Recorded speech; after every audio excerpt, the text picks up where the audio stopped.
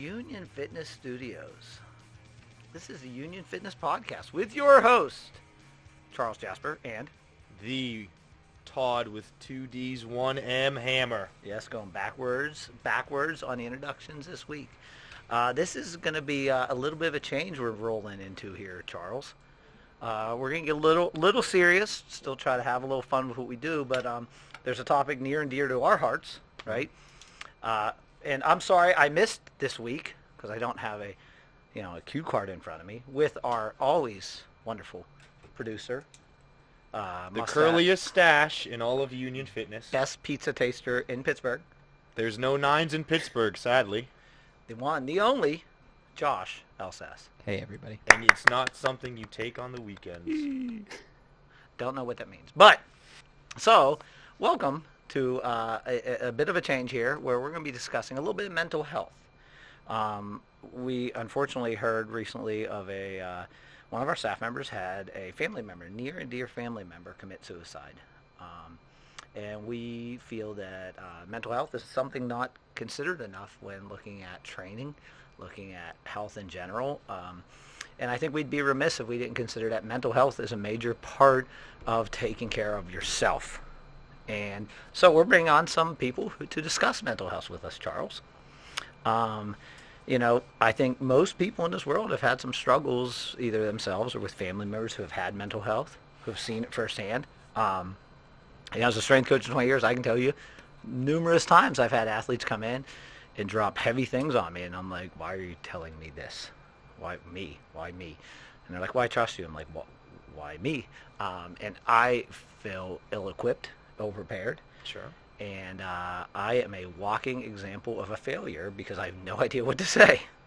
And I just try to do my best and kind of... Usually I say, see someone like our girl who's about to tell us what to go right. do. So now she's sitting there like, all right, shut up or introduce me. We want to introduce Briana Bunner. Bree, welcome to the show. Hi, thank you guys for having me. And I just want to say that the first step in being someone to help another person with their struggles that they're going through is just being there for them. You don't really have to know much. You don't even have to really know what to say. Just your presence. Honestly, sometimes if you're just there for them, you sit in the moment with them and you really hear what they're saying, that can go a really long way. So it's funny you say that because so the person who we're referencing here that just had this tragedy strike their family came in today, and I said to one of our staff members, did you speak to that person? And he said, well, yeah, actually we just hugged for a while. And I said, that's communication. That is speaking, that's communication. And hugging someone, and in the times of COVID, it can be hard. It can be challenging. My love language is touch. Mm-hmm. And I mean, I've hugged many athletes, I've high-fived, I have, physically touched many people. Sound is weird, but realistically, I mean, that's where I feel connected to people with a hug, with a high five, with some sort of physical contact, and it's been difficult. So we're glad you're here to discuss this today, Bree. Bree is currently a graduate student at Robert Morris University. What are you studying? counseling psychology. Yes, and you have one of the most phenomenal professors we know. Dr. Samantha Monda, That's yes. right. All-around genius, Carnegie Mellon. Name dropping, that's big time. Carnegie too. Mellon Yeah. alum, yes. Former athlete at Carnegie Mellon, PhD West Virginia. Whoa. Yes, and I know she's in many ways your mentor. Oh, yeah, from day one. And she is awesome. She is it's funny, when she got hired at Robert Morris, I was a strength coach, I reached out to her and said, hey, let's be friends. And we went out for coffee, and she brought a book and said, did you read this book? And I said, yeah, I think it's okay.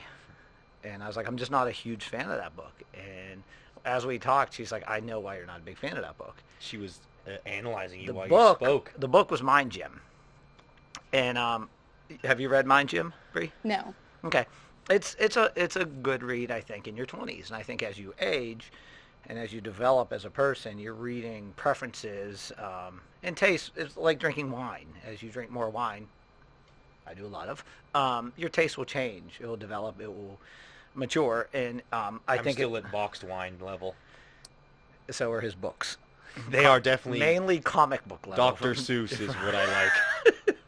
which has some great lessons. Great lessons, so I learned. But I think the fact that we could have that, the first time we met, me and Dr. Monda had that honest conversation, where, and I think she said something along the lines of, yes, like, you have progressed beyond this book. It's a great book to start people down that road of understanding mental health and training. So you were a former athlete, so tell us about that.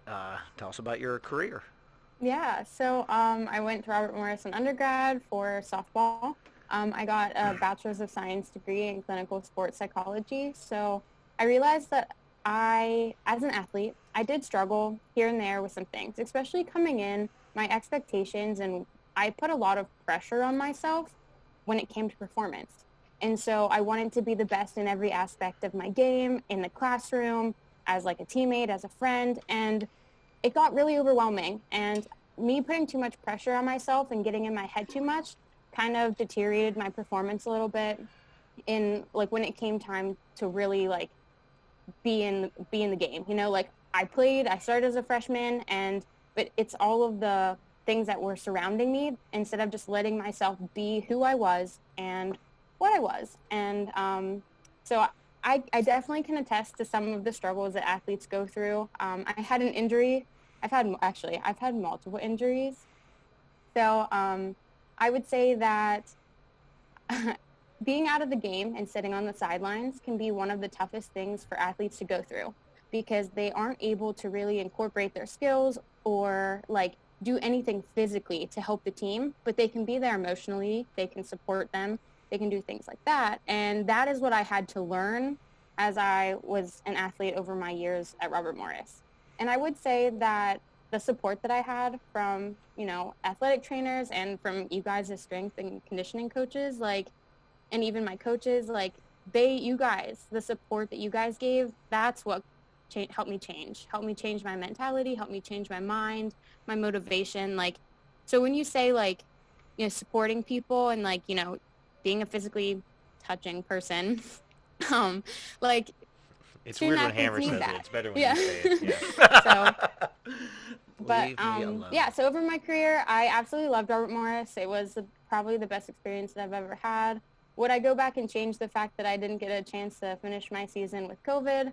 100%. COVID can ruin a lot, but I definitely came out stronger because of it.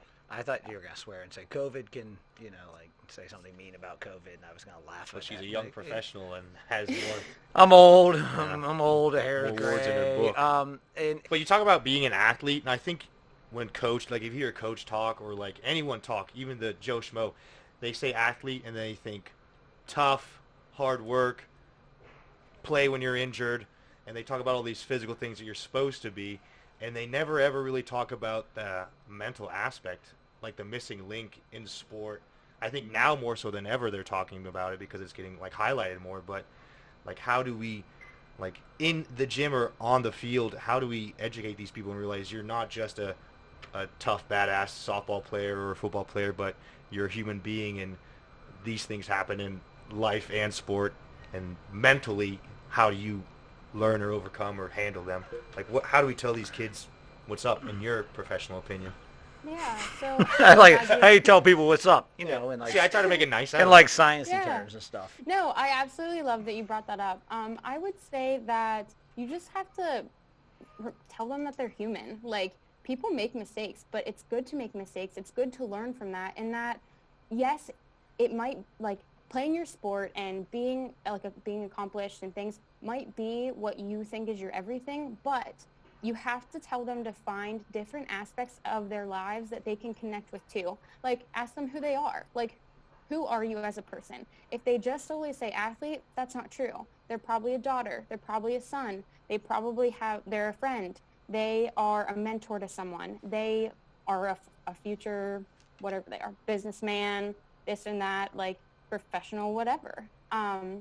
So they are more than just what their athletic identity is. And I would also say that when they're on the field and they tend to put pressure on themselves, kind of what I did, I would just say that the more that you believe in your abilities, why you're there. You wouldn't have gotten recruited if you didn't have the skills, if you weren't motivated, if you weren't capable of doing this, you wouldn't be there. And so tell them to remember why they did it, who they did it for, and then use that as motivation and tell themselves like, okay, you know, I'm going to do this one small thing, taking it one day at a time, 1 minute at a time, one pitch, one, you know, whatever. Doing one thing at a time can really help it broaden it and kind of lessen the anxiety that they may have around that situation. That's my thought. Ubuntu, Charles, Ubuntu. I don't know what that means. Ubuntu. You know what that means, right? No. I see you. Hammer does a thing where he says things that he thinks people know what it Ubuntu. means. I said this to a friend of mine the other day. We were on a phone call. I said Ubuntu, and he said, I see you too, my friend. You're 1 for 4. Yeah. Well, back to my point. So I had to point out this. You know, one of the things I see a lot of athletic departments doing, and I think we need to see it more in workforces, but more in life in general. And, you know, this is one thing I was pushing for at Robert Morris we never had success with, but I think George Washington was doing a much better job, is a wellness team where you get people together, you know, where you get your sports psychologist, you get your life skills person, your strength coach, your athletic training, the people who kind of have their ears down to the ground, know what's going on.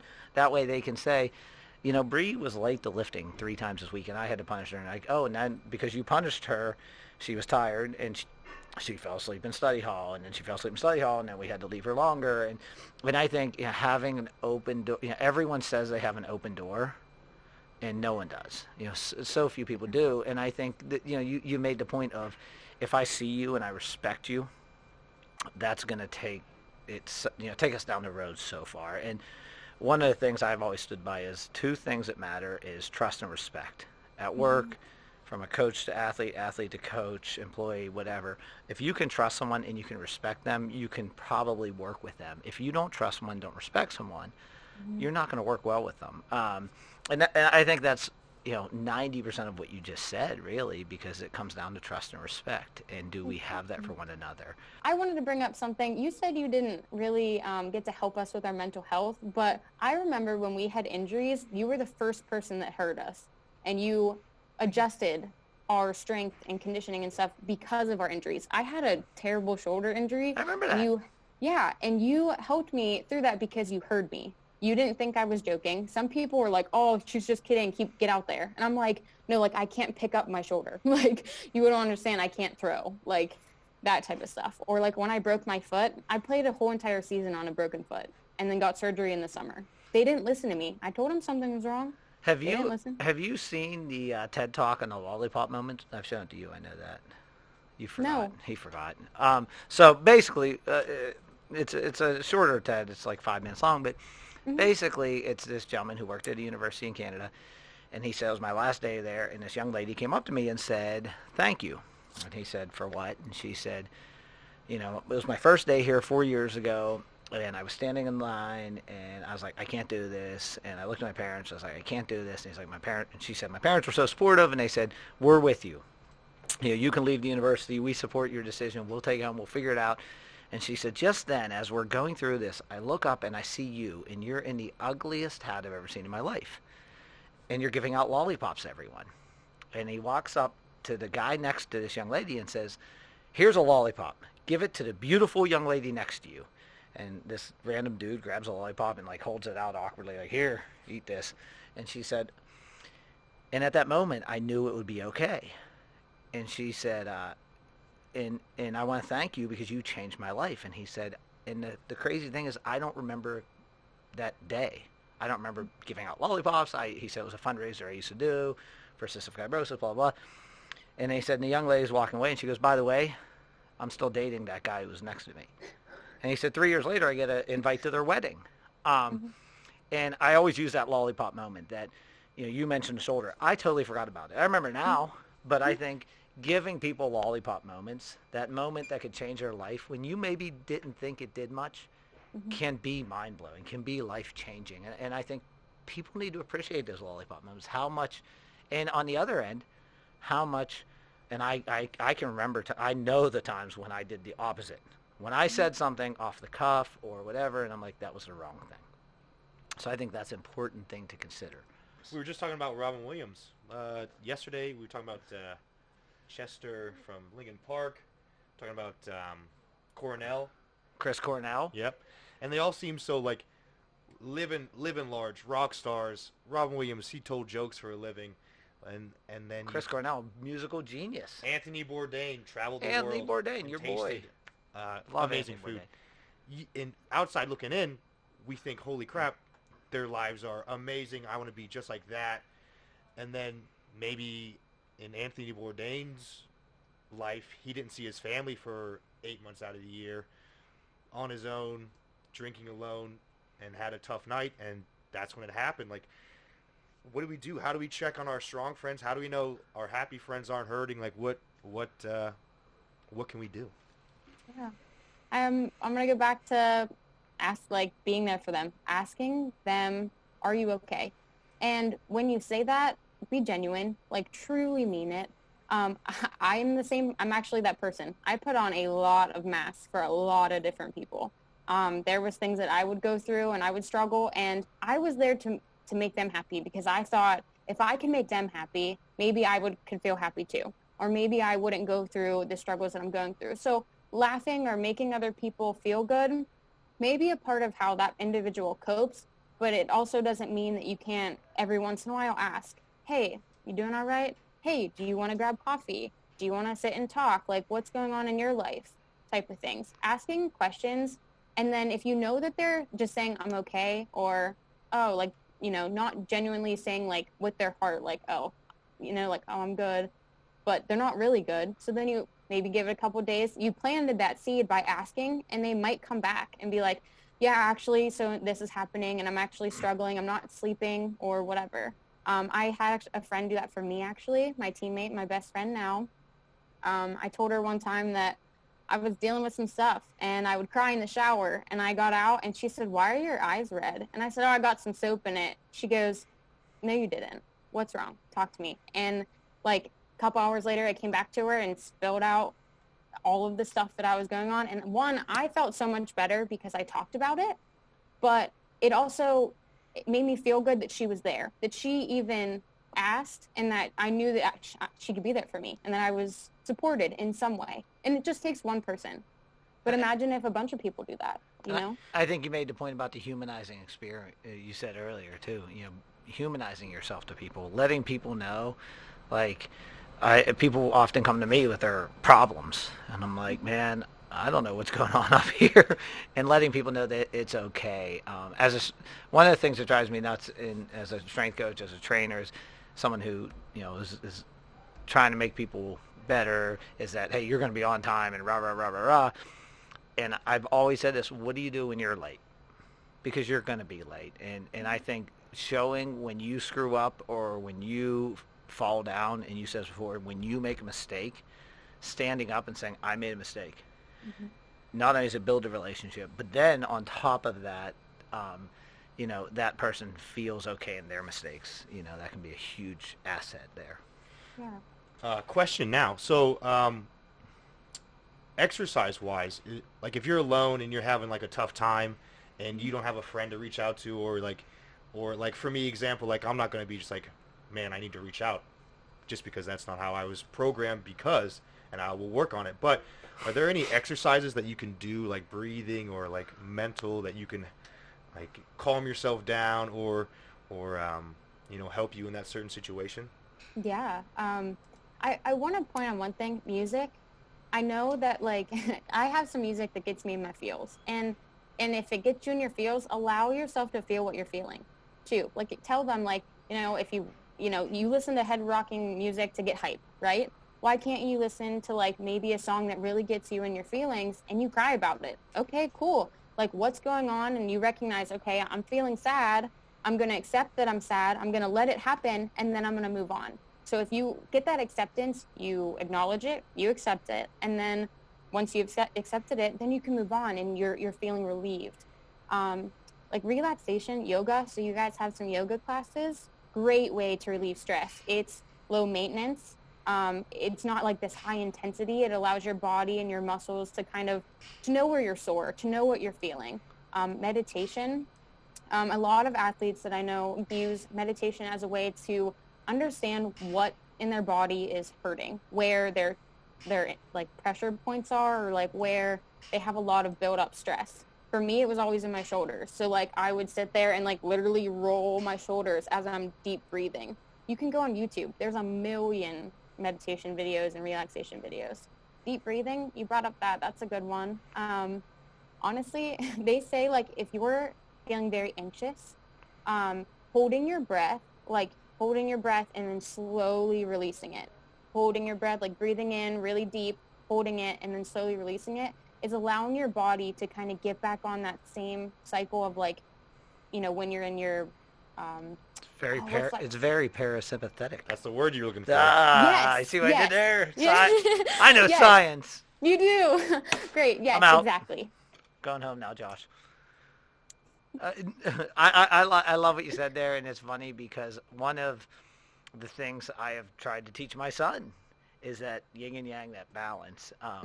We have the only car in America that rolls from Michael Franti, Feel Good, Life is Better with You, blah, blah, blah, to Destroy Everything being played on repeat, and Hatebreed. And I think it's important that people like, and whether we're talking about our lifters or we're talking about athletes or regular everyday people, having that dimmer switch, that on off, but also knowing that you don't always have to be on. One of the mistakes I see, I think, a lot with the younger people and with the athletes we've worked with is that they think they always have to be on.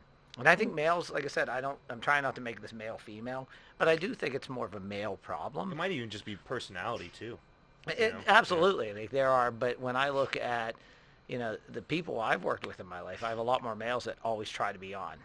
Where females, they'll be humans, they'll turn it off, and I think learning that, and the one thing I'll disagree is, obviously you've never taken Haley's yoga class. There ain't nothing relaxing. Everything hurts. It sucks.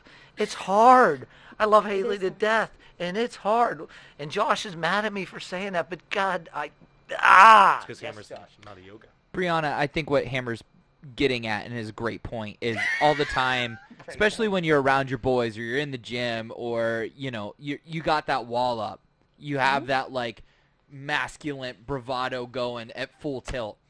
How do I, as a guy, approach my guy friends when normally it's like, what's up, man? You idiot. Right. How do I let them know genuinely, like, hey, cut the shit for a minute, like, you good? Like, what's a good way to go about doing that? Exactly what you just said. Your personal, like, cut the shit. Tell me what's up. Tell me what's real. Like, be real with me right now. And just saying that to them, like, and if it will help, share something with you. Like I always think that the biggest way to help people open up or to really get them to know you is being real with them first. If you're real with them and say, listen, like, I didn't sleep for 3 days straight, and I went through moments where I struggled. I had like this thing, like, are you good? Can you be real with me for a second? Like, what's going on with you? And if you're real with them, they'll be real back, especially if they're like friends, like you're tight, and pull them off to the side. Maybe take them out of an area that, if you're in the lifting room, that's somewhere where they get hyped. That's somewhere where they're like full focused on getting strong. Maybe take them out of that area, walk into somewhere different that they don't associate with that strength, with that, I got to be on all the time. I got to be a man all the time. Take them outside or take them in a hallway. And then they're not associating that type of mentality and physical, like, motivation and stuff with that area, I can, I'm in my car. I can let it out. I think that, like, driving home, I actually use this when I am done with counseling sessions and groups and stuff. I sit in my car and I'm driving home, and I use that as time to understand where I'm feeling, relax, do this, like, get real with myself and let me know, like, where am I at right now? Like, how was today? How was I yesterday? Am I better today? Type of thing. So you can do that for yourself, but if you want to approach someone else, I would say be real with them. And I'm getting people to say it's okay to turn it down. And you bring up Robin Williams, man, like, saying to Robin, if you were his friend, or Chris Cornell, like, okay, you're an entertainer, stop being an entertainer for a second. Be my friend. I think, can be an amazing thing. So I'm glad you both brought that up. I think it was a great point that you both make about just being a friend. Speaking about friends right now, like, especially in this time with Corona and everything being shut down and you really can't see them in person, because, not going to lie, I haven't seen some of my best friends in person for a while, and it's tough because... I thought I was your best friend. Well, in here, I have a lot of friends outside. But, like, texting is cool. I'm not a big phone, like... Guys' phone calls are 3.2 seconds long. you know. And I think I do, and I'm sure other people do, struggle with not seeing their good friends in person and, you know, cheersing some beers or just talking about, you know, lifting, sports, girls, all that stuff that guys would get together and talk about. Zoom's probably an okay way to reconnect, but it's really like it's fake to me. Like, what can people do, or they just got to ride it out and hopefully get better? Like, I tell you, I miss seeing my friends in person. You know. I honestly, same. I know girls are a little different. I actually FaceTime my best friend. She lives about 3 hours away. I FaceTime her when something funny pops up or I think of her. Like, I just saw this video of someone jumping off of like a mountainside, like a cliff, and using one of those like skydiving hang things. And I sent it to her and I was like, hey, can we do this? And then she FaceTimed me. We talked for like 20 minutes because I brought something funny. Like, it was something that I thought we could both talk about. It made me think of her. We talked about it. It got us like, hey, let's catch up real fast. And we were FaceTiming so like I could see her. And then I said, hey, I got to go to class. And I like took her to my car with me. But like, that's something you can do. Zoom, you're right. It's kind of difficult, like setting up the link, making sure the link works. Some people don't know how to use technology, so that could be difficult. But you do bring up a good point. COVID, I feel attacked. I'm sorry. I know how to use technology. I can work an iPhone. Oh, so you can FaceTime. That's good. Baby Yeah, steps, yeah, I can FaceTime. Started easy. Charles. Okay, sorry, didn't mean to interrupt. Do you have a Snapchat? You could always snap, Hammer. His wife won't allow him. There's an age limit on Snapchat. There totally is. But It's like if you're like above like 30, 35, I don't think you should ever touch Snapchat. Is that right? I agree. We're getting thumbs up all around here. No Snapchat. Yeah. But well, you know, you brought up a great point there. Social media. I've always said it can be a great tool, but be careful with it. And you know, people say social media is bad. I say, well, you know, who are you associating yourself with is the question. To me, social media is a wonderful way to communicate, but you have to be careful in how you use it, because people can hide. You know, I talked about the fake bravado, the wall, and all that crap. It can be even worse when someone's behind a phone or a computer screen. So, you know, how much recommendation, how much clout does social media hold here as a way to communicate with your friends? You know, you said Snapchat. You know, I out of curiosity, I said, we have social media at the gym, and I said, is TikTok worth anything? What is TikTok? So I downloaded TikTok, and I posted videos at the gym just to see what happened. And one of my people that works here with me is like, you have to hashtag this and whatever, and all of a sudden I hashtag it, and you know, 1,000 people watch a video. I'm like, is that good? I don't know what any of this means. I've given up on it. But, you know, where's the line there? When is social media good? When is it bad? And when can you use it to like hide or make like a different thing? You know, like a different personality. You're going incognito. Yeah. Well, you're saying they act on social media like it's a happy life, and then you see them in person, and they give you, hey, how's it going? And you just posted you're having the best time of your life dancing in your apartment. I mean, you guys bring up great points. The negative aspects of social media is, one, it never stops. It is always going. It's always there. The media is always there. Now, you know, the United States is using Twitter as a way to contact individuals, like, you know, putting stuff out there. And I think, to me, it's just unnecessary. You don't know how to shut it off. Some people, like, you don't need that all the time. And you're right. The negative, like, persona that you can give on social media is another, like, bad thing that I think social media created. But I do think it can connect people. Like you said, you see something funny or you liked it and that account made you laugh. It can make someone else laugh. You share a tweet with someone and you're like, haha, like, you know, you would get this joke. Like, you would think this is funny. And that's what my brother and my sister do that all the time. I don't get their humor, which is fine. But, like, they send stuff and I'm like, yeah, that's a good one. But like, they connect. Like, that's their way of connecting, is through laughter. And in times of COVID and isolation is the biggest thing when it comes to like downfall. Like, loneliness, especially during these times, and like not being able to see your boys, like, that can cause some mental health issues. That can be depressing. That can, you know, be other things. And so I would say that social media can be empowering if the account is empowering. If it's motivating you, if it makes you feel good, then keep it. If their people are bringing you down or being negative or not doing this, I say get rid of them. Send them away. Send them. Send it. Bye. Say more smart things about isolation. Yes. I loved where you were going with that. Say more smart things. I like Say that more question. smart things. Okay, so yeah, with isolation, like, a lot of people have fears. a fear of being alone, a fear of, failing, or a fear of not being good enough for themselves or for others. And I would say that when it comes to isolation, the best thing that you can do to combat that is use social media in a good way, in a positive way. Use it as a time to do me time. So like maybe not think of it in a negative aspect of like, oh, I'm alone, but in the sense of like, I am alone, but with myself. I can understand who I am. I can get to know and maybe get organized with my life. Or maybe I can come up with this whole new idea and this whole new plan, like using it productively when you're alone and by yourself can maybe give you a sense of like being productive.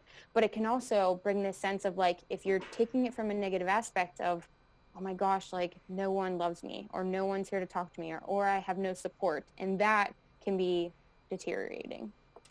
So I don't know if you guys have any thoughts on that. You brought something up that I have to add to this. Do you know whose birthday it is? Many people's. My sister's. You should probably say happy birthday to her. Me and Tenzig already sent a video of us singing happy birthday to her. When we're done, we're sending a video live from the podcast room to my sister to reach out because me and my sister, imagine me and do a 180 and you find my sister. And we have nothing in common. And I love my sister, and she lives in St. Louis, Missouri, and she's lived all around the world and speaks many languages. And have you ever met my sister? No. That's my point. But I think, reaching out to people, as you said, when me and Tenzig made that video, it was just me and him sitting on the couch singing happy birthday like two idiots. But, finding ways to do those kind of things and being silly and having fun with people, because when it is their birthday, it's nice to get that phone call. And one of my rules of thumb is people love to see pictures of themselves, and people love to hear their names. Mm-hmm. And so, again, Umbutu saying, Bree, how are you, is such a life-changing moment for people, and whether it be social media or whether it be in person, it's still important to do. So, Bree, as we're getting ready to wrap this up, what other, any kind of tips, points, things that you got for us that we need to take with us today before we say happy birthday to Nicole? Nicole Flanagan, my sister. Well, actually, it's my birthday tomorrow, so. Whoa! Happy birthday! Thanks. Yeah. What are you, so 19? I wish. Do I look 19? That would be cool. No, I'm 23, or will be 23. She looks 17. It's her second 21st birthday. Thank you. Third. I think I get carded a lot, so that makes sense. But, see you at Mario's tonight. Yeah. Sounds good. Mask on. Yeah, mask on. But no, I would just say like the biggest tool that you can do or have is being genuine and being there for someone. Like just physically there for someone, like in the presence with them, like standing next to them makes people feel better. Just being real. Like there's so much fake stuff going on in the world that like people just need you to be real with them. And if that is like criticism, maybe shape it in a different way, like a positive sandwich. I don't know if you've ever heard that, like where you give them a positive quote, you give them that criticism, they might take it wrong, but then you give them something positive too. So, I would just say, be real, be truthful, be honest. This podcast room is a positive sandwich. I am the meat of positivity in the middle of these two negative breads around me. I think that's a negative sandwich then. No, because the meat matters. Yeah. The middle of the sandwich makes the sandwich. We all know that. I would be interested to see statistics on mental health or like the COVID times and adoption of shelter dogs. Because I was living alone and I got a dog and my life is awesome. Josh is mad. Sorry, I like talking about dogs. They make his dog ate a pen in the office the other day. When dogs come to work, people smile. When dogs come to school, people I agree. Get happy. I love dogs at work. I can't believe I forgot that. I'm so glad you brought that. Yes. Animals, friends. Oh my gosh. My dog makes me happy all the time. I'm so glad you brought that up. I totally forgot. Yeah, dogs. I got a pet mouse. I got a pet mouse, and then CJ got a pet snake. What if they eat each other? Or what if I'm kidding. I don't know why he said that. Because he's evil, because I don't trust him. Well, I'm kidding. I didn't get a pet mouse. He didn't get a pet snake. It just hit me when we were talking about it. As someone who's adopted in the last 12 years 6 dogs, I concur. I kind of agree. Yeah. Okay. And that's all I got. That's really all I have to add to it. Well, Bree, It was awesome having you here. It was awesome speaking to you. I know we're going to be doing some things and speaking to you in the very near future. Happy early birthday. Happy early birthday. Rock out. We can do a podcast fake air cheers right now. Cheers. The fridge is probably full. And I was sober up until yesterday. 26 days. It's not like it was years. I agreed with someone not to drink for 75 days. And yesterday I had an event where there was a free bottle of wine given to me. So I texted her and I said, look, I'm having 2 glasses of wine tonight. And they're like, you're going to cheat. And I was like, I'm not an alcoholic. Like, I'm not doing it. It's just like a feel-good thing. And I was like, I'm going to have 2 glasses of wine. And I really don't care. I'm at a point in my life where I don't, like, you know why? Because to me, again, it was about my mental health. I had a free bottle of wine. It was sitting in front of me, and I enjoy wine. Mm-hmm. So I sat by a fire. It felt warming to my soul. I drank my wine. My dog sat with me. My son left because he was crying about it being too cold, and I enjoyed my vino. Yeah. It was a red blend. Union Fitness does not condone using alcohol as a substitute for your feelings. Hammer, I will say though, I will say that I am proud of you though, because you did that for you. You didn't do that for anyone else, and that matters. Well, no, hold up. He did it for his assistant. He did it for them. You did the challenge for them. Well, I did the challenge for them, but I did the wine for me because for you. Honestly, and it's funny because my wife was like riding me about, like yelling at me. She says, "I don't believe you're gonna break this." And she is a type A personality. So to her, like, 75 days, I'm not going to drink it. And she wouldn't do it. And I am more loose with my personality, as you probably know. And my point was... His morals, yeah. My morals, too. My point was I want this wine. And it's going to taste good. And I basically have this wine in front of me. Why would I not drink it? So I had 2 glasses sitting by the fire. And I sat there for a good 45 minutes to an hour by myself, watching the fire burn, sitting outside, just enjoying the warmth of the fire and drinking the wine. No phone, no distractions. CJ was texting me work crap. I was ignoring him. And living the best van life I could have. And that is self-care in a nutshell. There you go. Thank you.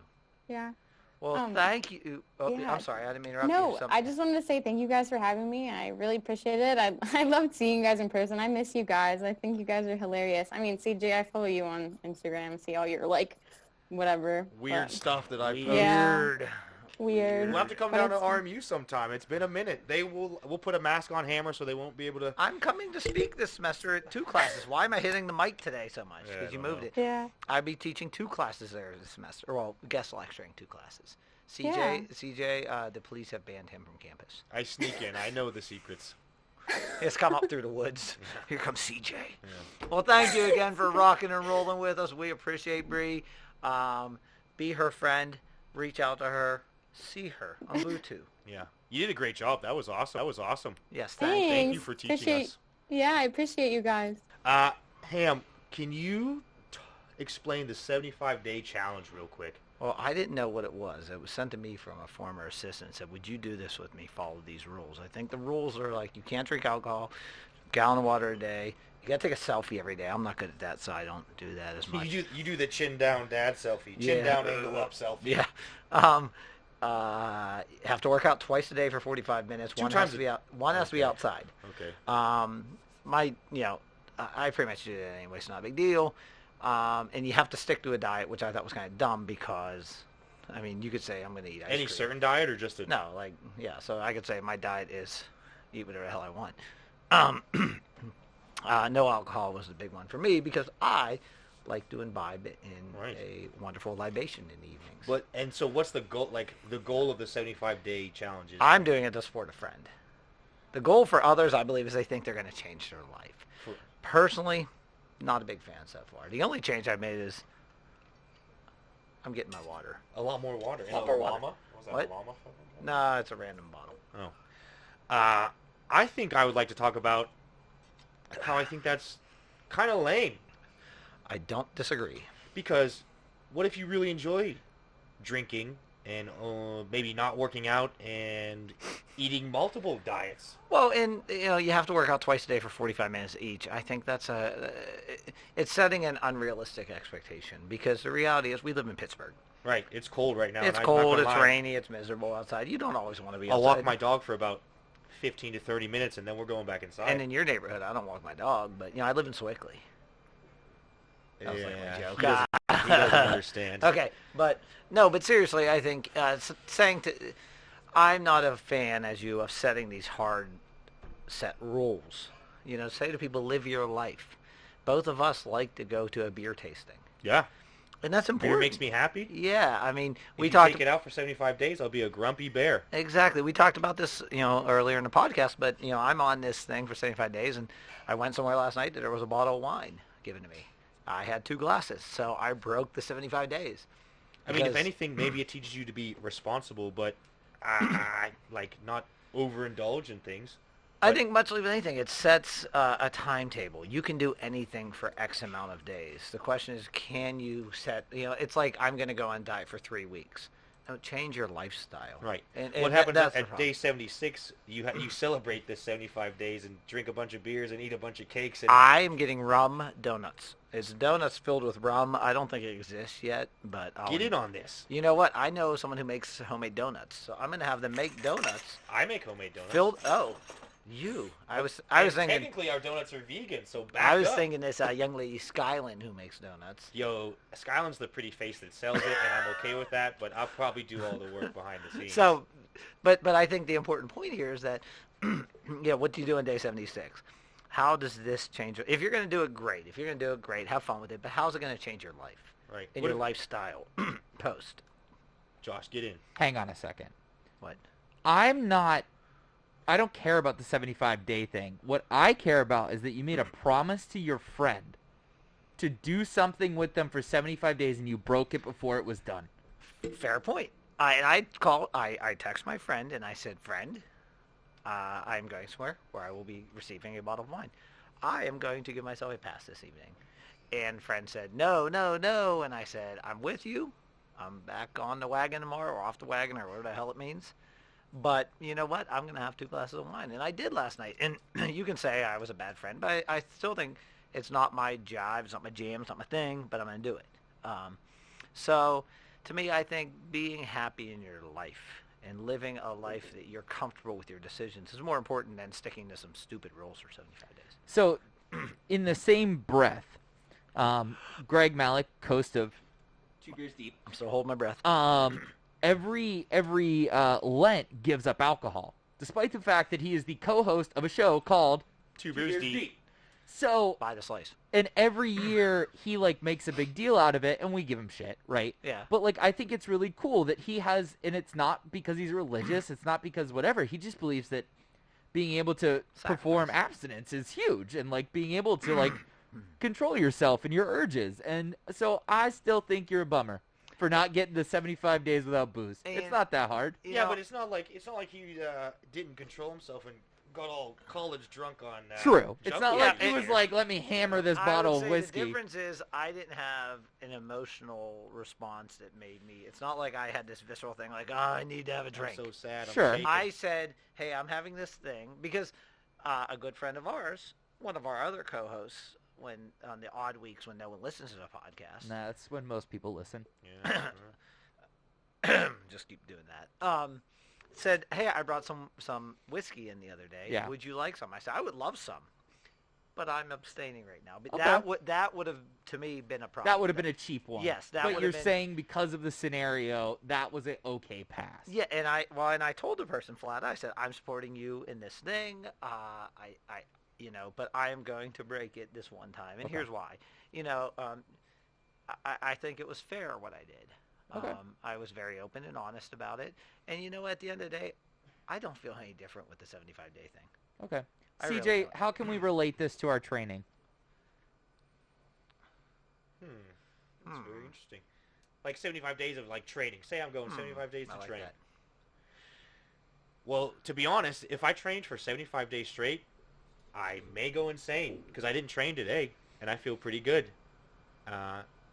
Just like anything, I think you need a break from things. And I've been training for 10 odd years,